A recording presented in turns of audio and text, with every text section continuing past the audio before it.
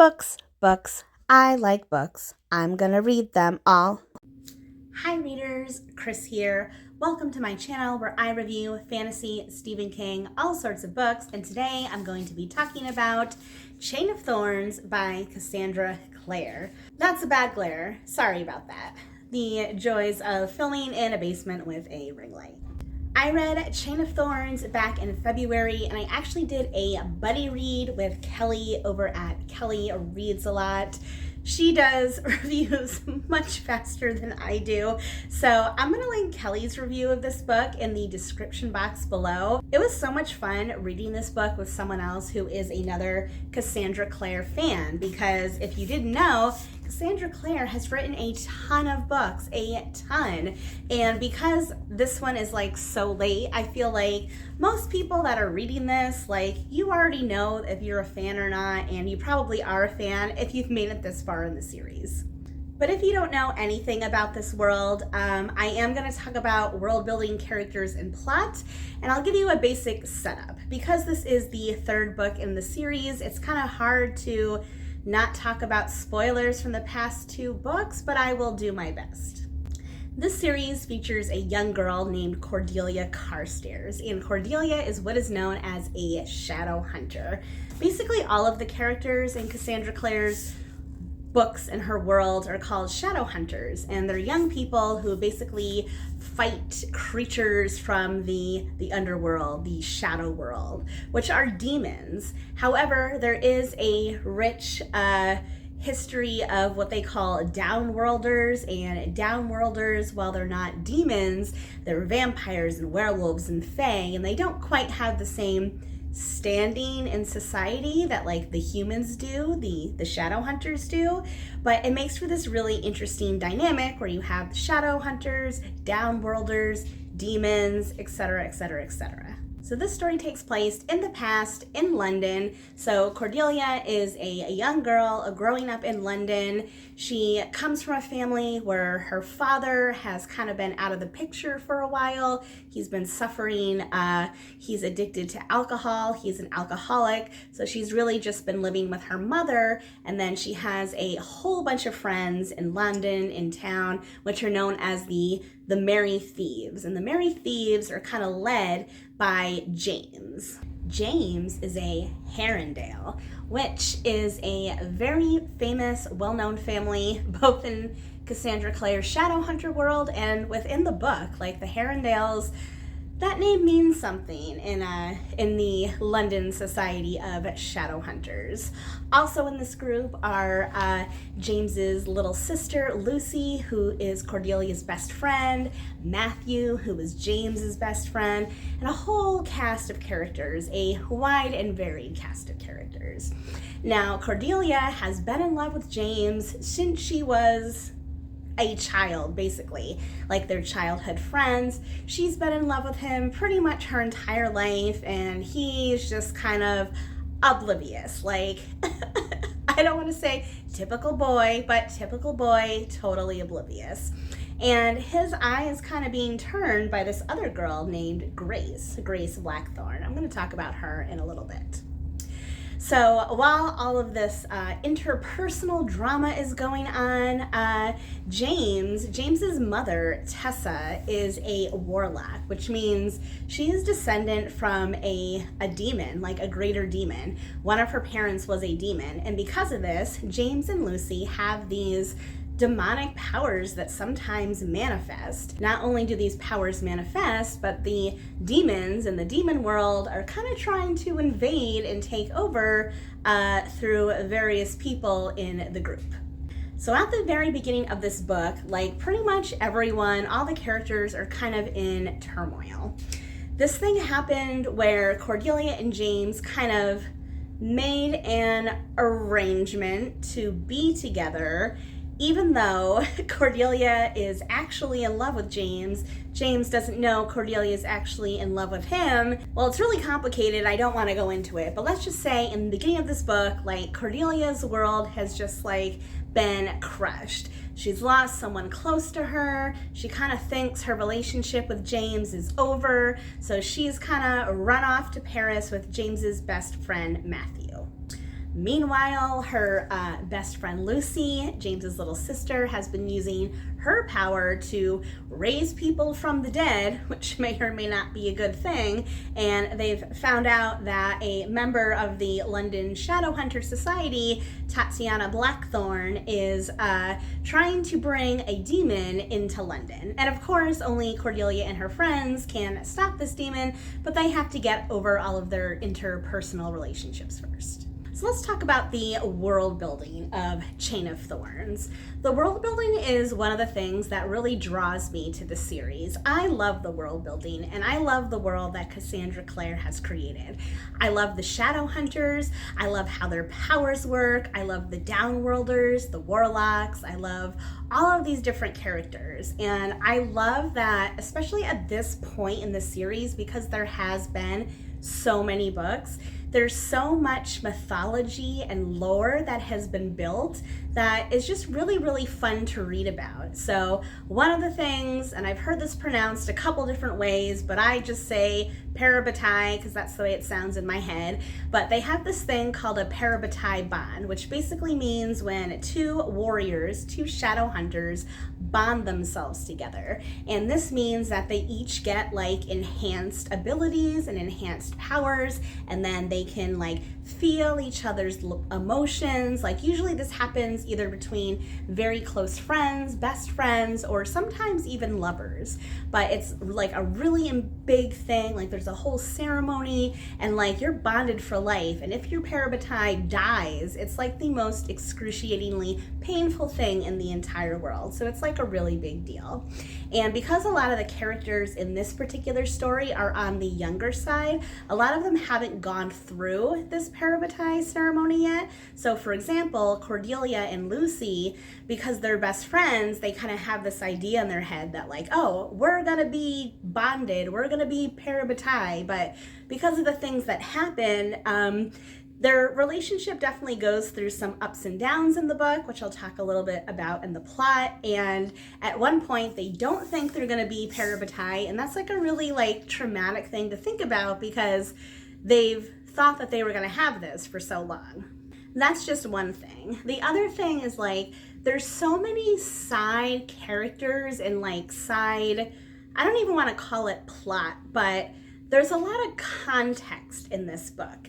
And if you are someone that has read all of the other books in the series, you're gonna be excited by that context. So for example, there is a warlock that makes an appearance called Malcolm Fade. And Malcolm Fade doesn't have a huge role, but he does have a huge role in some of the other stories. So if you've read those stories, it's like interesting to see him as a character here and what he does here, because this book takes place in the past.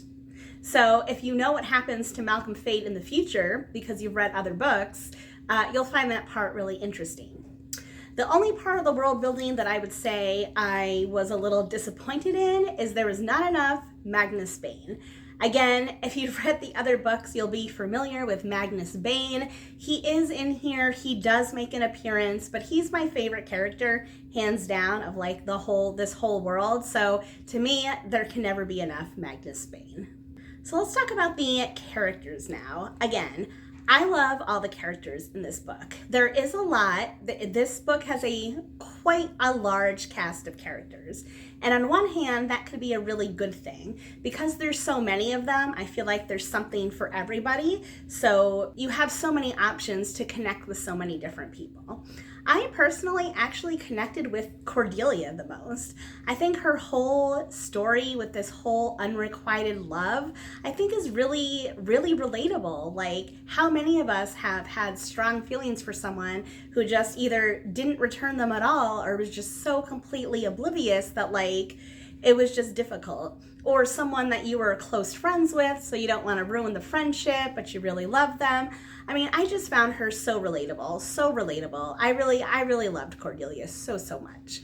One of my other favorite characters is actually Matthew. So Matthew, like I mentioned before, is James's best friend. So he's kind of like the co-leader of their little merry band of thieves. And Matthew is very much like, he's one of those characters that like he acts like a bad boy, but really he has a heart of gold. And Matthew goes through a lot in this book in particular, like emotionally. He goes through a lot emotionally.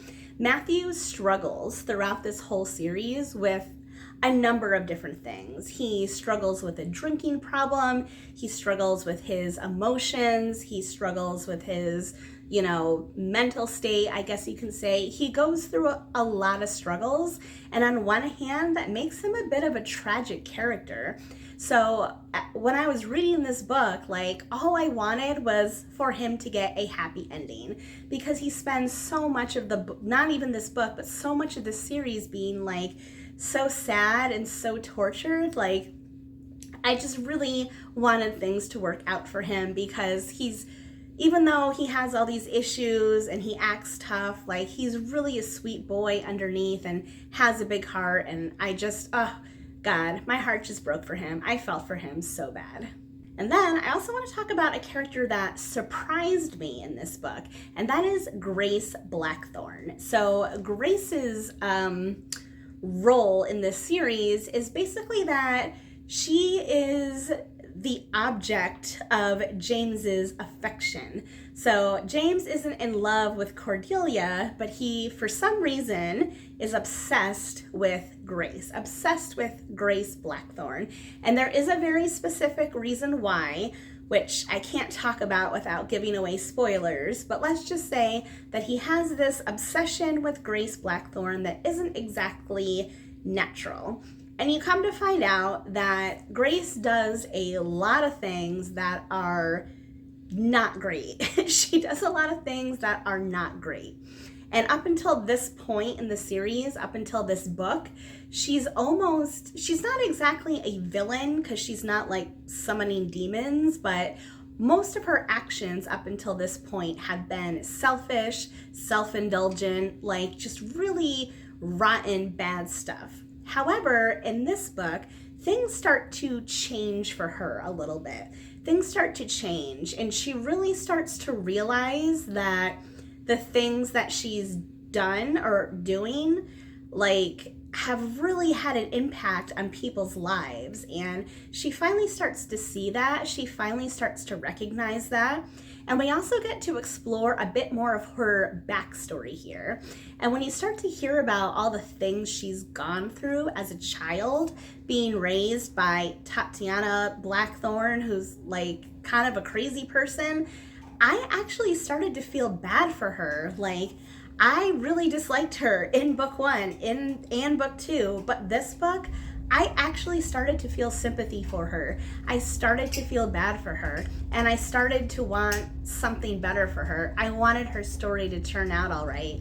I'm not going to tell you what happens, but I was surprised at how sympathetic I felt towards Grace by the end of this book. There are so many other amazing, wonderful characters. Alistair and Thomas, love their relationship. I could go on and on and on and probably talk for like 6 hours about all of them, but let me move on to the plot. And this is the only area I think was maybe slightly less than perfect. I love the world building. I love the characters. I liked the plot, didn't love the plot. I liked the plot because I think it moves pretty quickly. From the second it picks up till the last chapter, there is constant movement, constant action, constant following all these different characters, jumping to different storylines. There's never a slow moment in the plot, which I like. It's a thick book, like it's a chunky book, but it did not feel chunky reading it because it moves along pretty quickly and there's a lot of stuff packed in here. And because there are so many characters, there are a ton of side plots, and I think the plot this book does a really good job making sure that each of those side plots like gets adequate time to be developed and resolved, which I think is pretty impressive. Like, again, there are so many characters. They each get their own chance though to shine, which I think is really, really good. The only thing that I will say that I didn't like is that I didn't like how some of these storylines ended for some of the characters. Matthew in particular, like I just mentioned, he was one of my favorites.